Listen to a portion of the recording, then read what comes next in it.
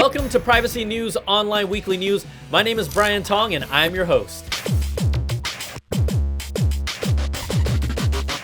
UK police chief falsely claims that end-to-end encrypted messaging puts lives at risk.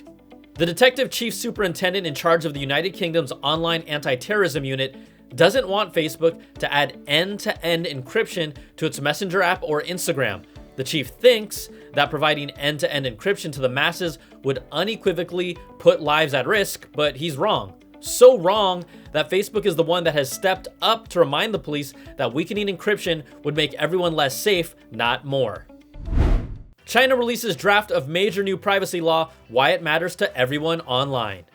The proposed new law, called the Personal Information Protection Law, or the PIPL for short, provides a look at how the Chinese government wants to protect consumer privacy while maintaining powers of surveillance. The law draws heavily from Europe's landmark privacy law, the GDPR, with some additional exceptions for national security.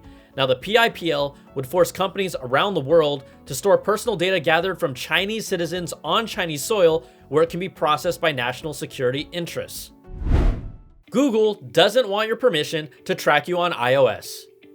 Google has announced that it will update its first-party iOS apps like Gmail and Google Maps to stop tracking users with Apple's identification for advertisers unique ID. Now in iOS 14, apps that want to continue using the advertising ID need to obtain express opt-in permission from users via a tracking permission prompt, and Google isn't having any of that. Instead, it seems that Google will continue tracking its iOS users through other proprietary measures that, as of yet, don't require the same type of opt-in permission.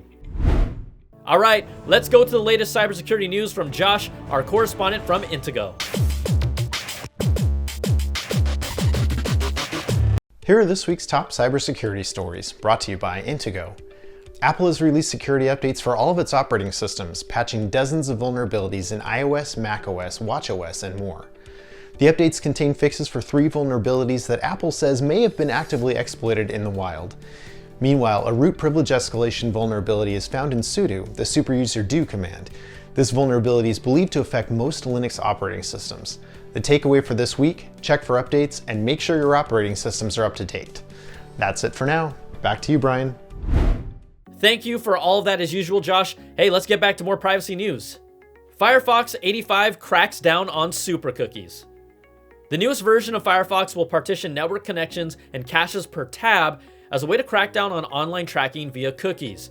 Now, cookies are text files that websites leave on your device as a way to improve user experience. However, websites often also leave third-party cookies, or super cookies, provided by ad tech companies, which are only used to track you across the web.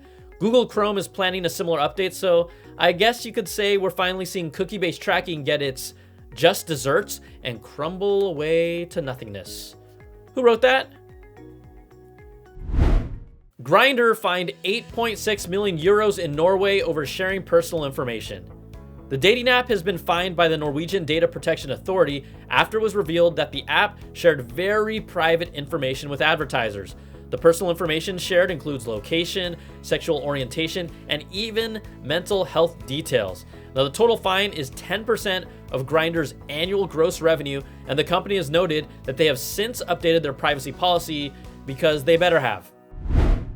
All right, now you're up to date on the latest. Privacy News Online is brought to you by Private Internet Access, the award-winning no-log VPN service that lets you protect up to 10 devices at the same time with apps for Windows, Mac, Linux, Android, and iOS. Don't wait another second. Check out the links below, where you can also find a link to learn more about all the stories on this week's Privacy News Online.